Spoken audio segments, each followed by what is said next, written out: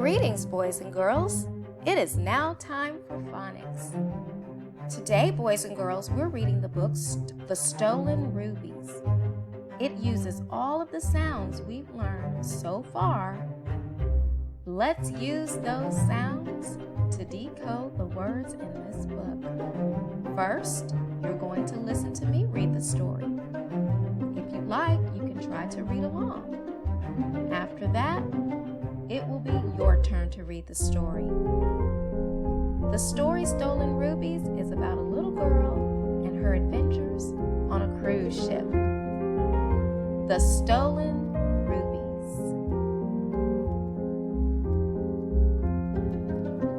Gloria was going to take a trip by ship. At the ship, she showed a man her ticket. "Is this the right gangplank?" asked Gloria. "Yes," said the man. "This is the right gangplank for you to use. Your cabin is 1B. Hurry, we sail soon." A steward showed Gloria the way to her cabin. "You can hang your clothes here and sleep in one of these berths," he said.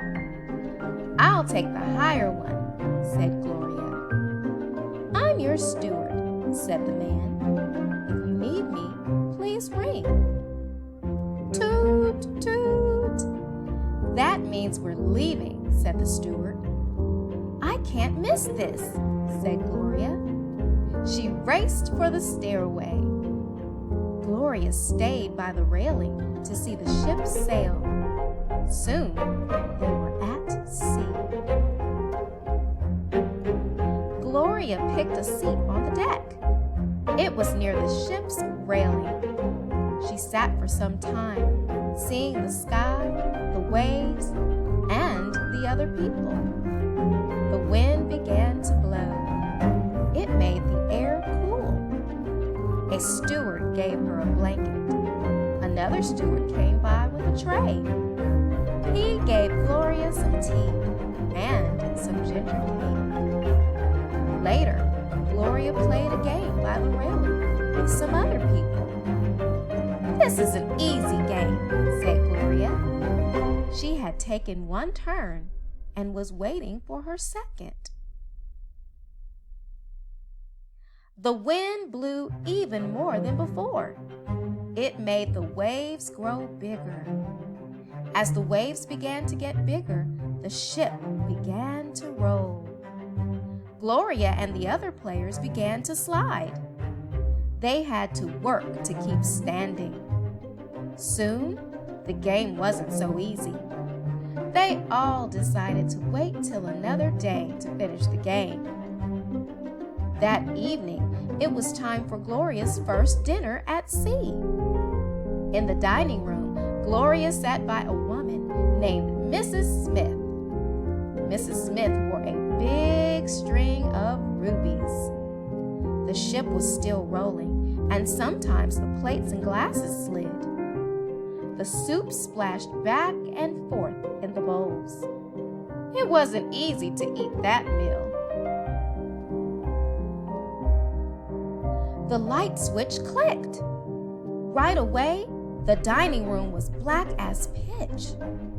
"I can't see a thing," said Mrs. Smith. The switch clicked again, and the lights were back. Things seemed to be all right. All at once, Mrs. Smith screamed, "My rubies! My rubies! Someone has stolen my rubies!" she cried. The captain came to the table. "Did you see the thief?" he asked. "No," said the woman. No one had seen the thief. The captain asked, "Did you feel the thief take the rubies?" "No," said Mrs. Smith. The thief had moved with speed. "Maybe the thief ran to hide the rubies in a cabin or in some other room," said the captain. "The thief can't leave the ship till we land. I'll ask the crew to try to find your rubies." The captain returned to his table. Gloria turned to Mrs. Smith. try to find your rubies too. Maybe I can do it," she said. "I hope you can," Mrs. Smith said. "Those rubies were a gift from Mr. Smith. They mean more to me than what the thief will be paid for them." That night, Gloria dreamed of all the hiding places in the ship. She woke late. She was still thinking of the rubies. As she was going to the deck, she passed her steward. He said something that she didn't hear, so she asked him what he said. "Boat drill," the steward said. "Boat drill?" asked Gloria. "You'll need your life jacket," said the steward. "It's over your berth. I'll show you the right way to tie it." "Is the ship sinking?" asked Gloria. "Oh no," the steward smiled. "This is like a fire drill. We'll practice so we can act fast in case the ship does sink. I'll take you to your lifeboat." He showed Gloria the way. "If the ship did sink," the steward said, "you'd sail away in this lifeboat." "All the way home?" asked Gloria. "No," said the steward, "only till you came to a bigger boat or to some land. You'd soon be saved." After the boat drill, Gloria began trying to find the rubies. She lifted the covers over the boat. No thief, no rubies. She did the same for all the other lifeboats. Mrs. Smith came by. "I'm trying to find your rubies," Gloria told her. "I'll go to all the rooms in the ship." "The cabins will all be closed," Mrs. Smith said. "I'll try all the other rooms," said Gloria. "I'll begin with the lowest and keep trying till I come to the highest." Gloria had to keep finding new stairways to go lower and lower. In one place, she had to go over a rope.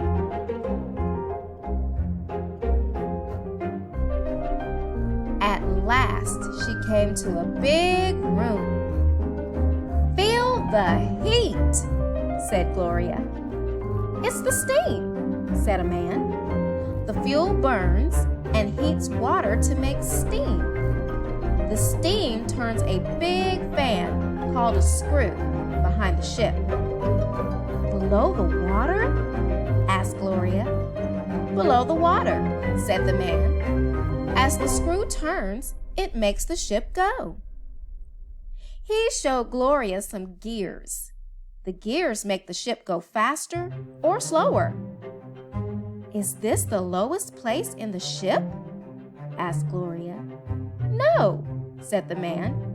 "We have a space below this room to hold the seawater that leaks in." "I don't think the rubies are hidden that low," said Gloria.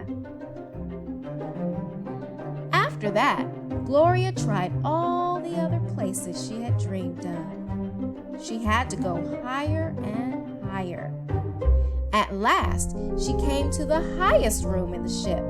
It was the pilot room. "Come in, Gloria," said the captain. "This is called the bridge." The captain showed Gloria the way to steer. Gloria liked to steer the ship. "Is this really the highest place in the ship?" Gloria asked. "No," said the captain. "Come here. I'll show you. The highest place of all is at the tip of the mast. See?" "I see," said Gloria. "I don't think the rubies are hidden that high." Gloria went back to her cabin and lay in her berth. She was feeling sad. She had failed to find the rubies. "Psst," said a man. Gloria was surprised. No one was in her cabin. "Psst," said a man again. It came from the air tube. The man saying "Psst" was really in another cabin. Gloria rose slightly. She moved and sat near the air tube. Gloria leaned close to the air tube. Soon, she was able to hear someone say, "Where did you hide the rubies?" Gloria didn't speak. She didn't move. Another man said, "I've hidden the rubies in my life jacket. It's over my berth. No one will be able to find those rubies." Gloria didn't even breathe. "You're right," said the first man. "No one will think of that. Shall we go eat?" Gloria was able to hear a key click as they closed the cabin. She sat still. She was still surprised by the words that came from the air tube. "That's the thief!" cried Gloria. "If I can find this cabin, I can find the rubies." She needed to think. "I was able to hear him clearly, so his cabin has to be nearby.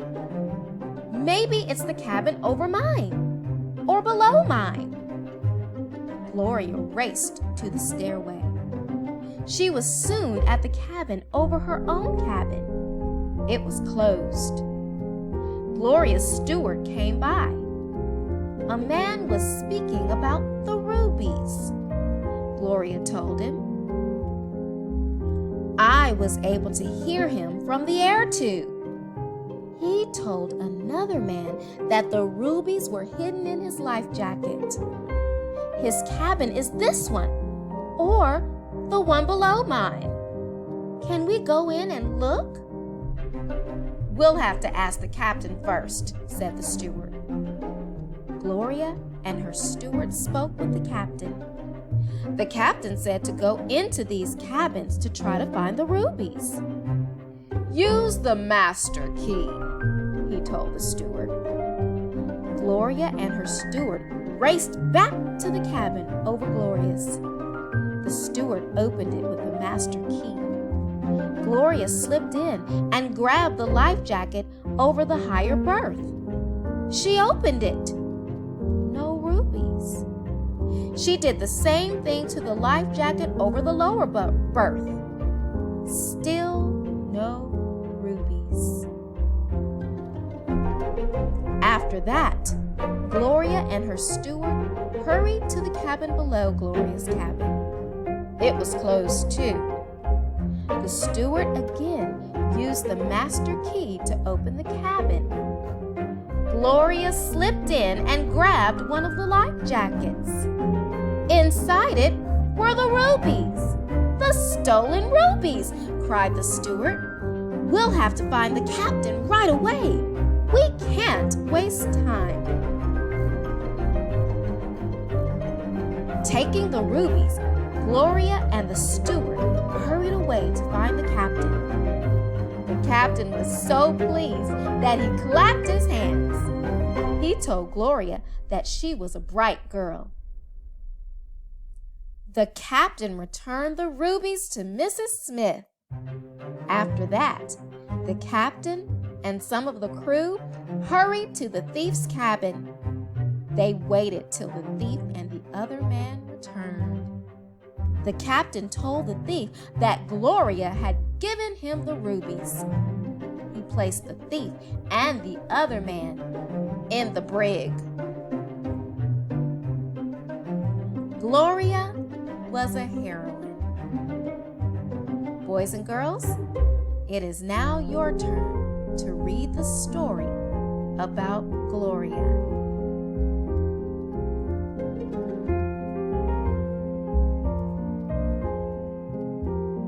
You may begin.